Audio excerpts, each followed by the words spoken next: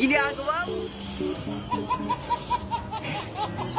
Sana maging soft drinks yung ihi ko para may inumin ako mamaya. Princess, yung ihi mo naging coke. Hala, bebang, nagkatotoo yung wish ko. Magic! Bilisan mo maglakad, bebang. Dahan-dahan ka naman maglakad, princess. Baka madapa tayo. Antayin mo ko. Bakit ka ba kasi nagmamadali? Nawiwiwi na kasi ako. Ang sakit na ng tiyan ko. Gusto ko nang makarating sa bahay. Diyan ka na lang kaya umihi sa masukol na halaman. Ayoko nga dyan, oh. Baka matuklaw pa ako dyan ng ahas, eh. Princess, ayun, oh. May arenola. Doon ka na lang kaya umihi. Ayoko nga. Diyan na lang ako sa arenola. Tara, doon tayo. Kanino kayang arenola yan? Siguro naiwan niya ng may-ari. Arenola, sa'yo na muna ako iihi, ah. Ginagawa mo? Sana maging soft drinks yung ihi ko para may inumin ako mamaya. Princess, para ka namang matandang umiihi dyan. Ay, salamat. Tapos na rin ako kumihi.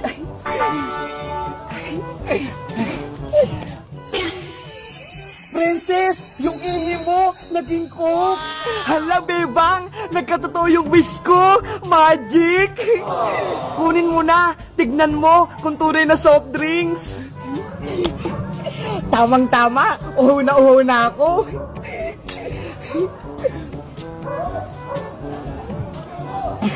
Ang sarap!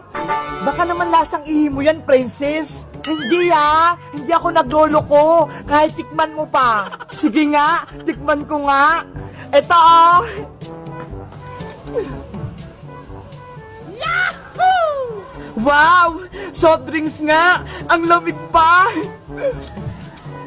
Subukan mo din, bebang. Mag-wish ka ng pagkain sa Arenola para may pagkain tayong merienda. Sige, mag-wish din ako sa Magic Arenola.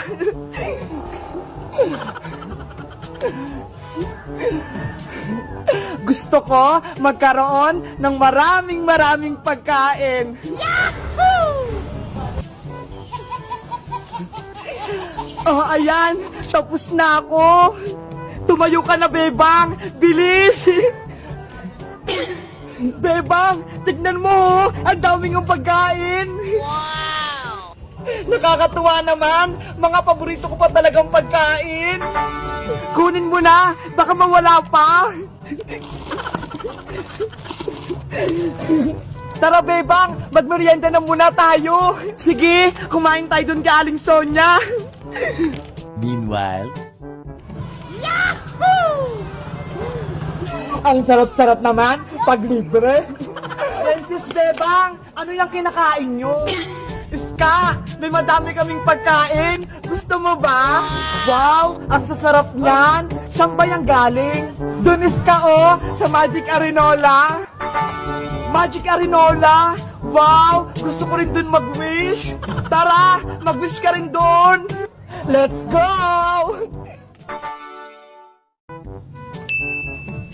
Hoy, Bebang! May bagong chismis! Kilala mo ba si Jennifer? Sinong Jennifer na naman yan, princess? Yung taga-kabilang classroom, alam mo ba, pumupo daw siya sa upuan niya kahapon. Ano? Napupo? Kawawa naman. Kadiri nga eh. Ew! Ikaw talaga, kaaga-aga, chismis ka agad. Eh bakit? Narinig ko lang naman ah. Buti nga sinabi ko pa sa inyo eh. Malay mo, hindi totoo. Nagpapaniwala ka agad? Totoo kaya, bali-balita nga yan eh. Huwag na kayo maingay dyan dalawa. Nandiyan na si Ma'am oh. Wow! Ay, nandiyan na si Ma'am. Good morning, class! Good morning, Teacher Agnes! Ang ganda niyo po ngayon, Ma'am Agnes. Parehas po tayo. Thank you, Princess. a few inches later. Okay, class? Di ba may pinagawa kong homework sa inyo kahapon? Ipasa nyo na sa akin ngayon. Hala, Bebang, may assignment ba tayo? Meron. Di ba may sinabi si Ma'am kahapon? Bakit, Princess? Wala ka bang ginawang assignment? Nakalimutan ko eh. Naglaro kasi ako kahapon. Ay nako, kung ano-ano naman siguro pinagagawa mo sa bahay nyo, kaya hindi ka nakagawang assignment. Ano ba yung pinagawang homework ni Ma'am? Sabi ni Ma'am, mag-drawing daw tayo ng animals at kung anong kinakain nila. Di ba, Iska? Tignan mo, Princess, oh. Si Chuchu yung drawing ko, tapos may kinakain siyang buto-buto. Di ba? Ang galing ko. Ito naman sa akin. Si Cuting, ang ganda, may kinain siyang isda. Naku, kayong dalawa, hindi kayo marunong mag-drawing. Hulo, ikaw nga walang assignment eh. Ang dami pang sinasabi. Saglit lang, kagawa din ako ng assignment ko. Iska, pero ako ng pag-drawing. O ito, madamay pa ako sa'yo eh. Maganda yung drawing ko, para malaki din yung score ko kay Ma'am. Patingin ako ng mga assignment nyo. Akin na. Ito po sa akin, Ma'am. Siya po yung alaga kong si Cuting. May kinain siyang isda. Kaya po, ayun, tinik na lang yung natira. Ito po sa akin, Ma'am. Si Doggy. Tapos, kumain siya ng mga buto-buto. Very good. Very good daw tayo, Iska. O, Princess. Asan yung homework mo? Wait lang po, Ma. Malapit na po ako. Hay nako! Bakit ka dito sa school nagawa ng assignment mo? Dapat sa bahay mo yung ginagawa. Ito na po, Ma'am. Tapos na po ako. Sa susunod, Princess, ha? Hindi ko na ito tatanggapin. Kapag sinabing homework, sa bahay nyo gagawin. Opo, Ma'am. Sorry po. Ano itong drawing mo, Princess? Ang sabi ko, mag-drawing kayo ng animals, pati pagkain nila. Bakit nag-drawing ka ng bundok? Kabayo po yung drawing ko, Ma'am. Niloloko mo ba ako? Nasaan yung kabayo dyan? Ito po yung tali ng kabayo, Ma'am.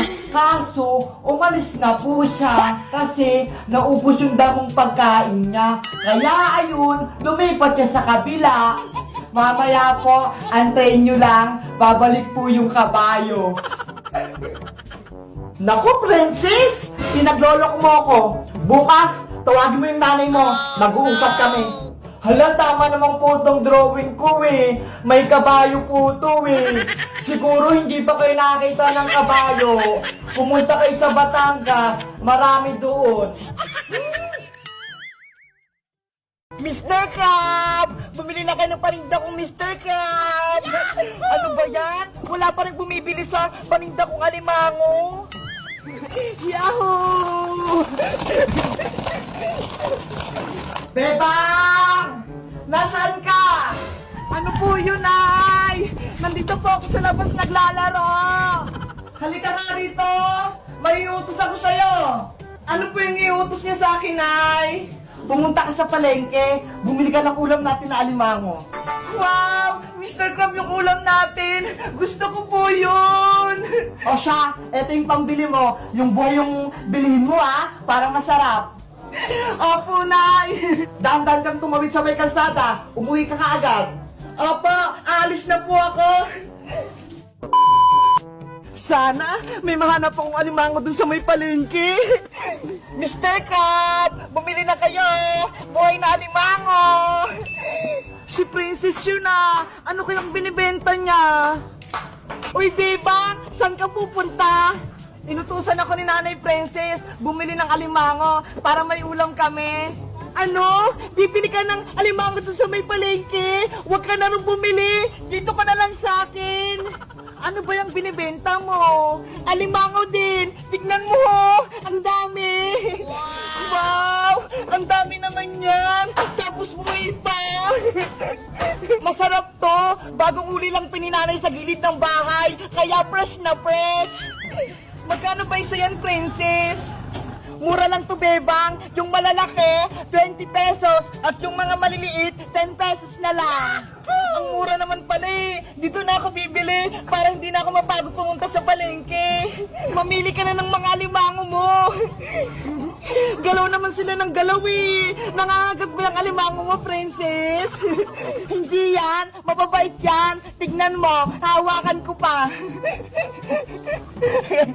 Oh. Ilagay mo na rito sa may lagayan ko.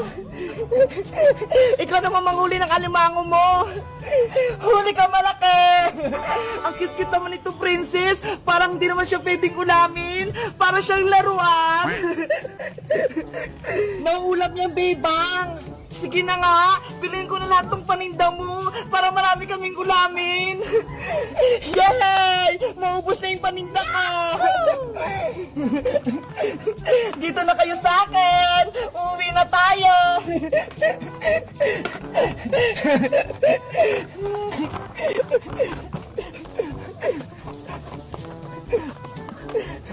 Ayan, wala na. 150 lahat ng bayad niyan, bebang. Nabilang ko na. Oh, eto, princess, yung bayad ko. 150. Thank you. Uwi na ako, ha. Siguradong matutuwa nito sa akin si nanay. Ang dami ko ng pera. May pambili na ako ng pagkain ko. Nay, nay! Nandito na po ako. Nakabili na ako ng ulam natin. Ang bilis mo naman, beba. Nasaan yung binili mong alimango? Ito po na yun. Kay princess ko po ito binili. Ang yan, beba. Hindi naman alimango yan eh. Mr. Crab po ito, nay. Gumagalaw pa nga po eh. Umang yan, bebang. Hindi yan Mr. Crab. Bawal yan ulamin. Sabi po kasi ni princess, nauulam po to. Ibalik mo yan sa kanya at kunin mo yung perang pinangbayad mo. Kung hindi, mayari ka sa akin. Ano ba yan si princess? Niloko ako. Bilisan mo! Huwag ka na magreklamo dyan! Opo! Princess! Nasaan ka na? Ibabalik ko tong binili ko sa yung umang. Hindi naman pala ito alimango eh. Naku, wala na si princess. Sigurado pagagalitan na naman ako nito ni nanay. Akala siguro ni Bebang, nauulam yun. Hello guys! Magandang araw! Ako si Bebang. Si Princess, binentahan ako ng baking alimango. Yun pala, mga umang pala to. Ano kayang gagawin ko dito? Patatakasin ko ba to? O mga alagaan ko na lang sila? Kayo guys, nakabili na rin ba kayo ng umang? Katulad nito? Mag-comment lang kayo. Bye-bye!